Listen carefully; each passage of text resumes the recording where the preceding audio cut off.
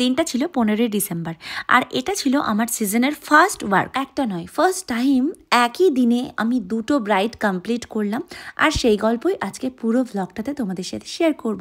Hello everyone, welcome back to my another vlog.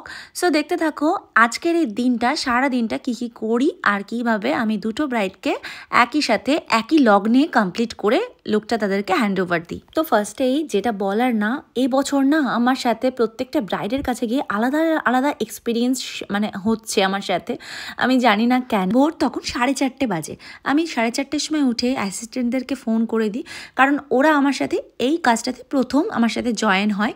তো এখানে আছে পূজা অ্যান্ড পায়েল। 4:30টার সময় আর কিবা রেডি হবো বলো, শুধু জামাটা পরে আর একটু ফ্রেশ হয়ে বেরিয়ে পড়েছিলাম ট্রলি নিয়ে, লাইট নিয়ে আমার ব্রাইডদের বাড়ির উদ্দেশ্যে। মিডিলে একটু আমরা চা খেয়ে নিয়েছিলাম, কারণ ঘুমটা কোনোভাবেই ভাঙছিল না। আর চারিদিকটা তোমরা দেখলেই বুঝতে পারবে কুয়াশায় ঢাকা। তখন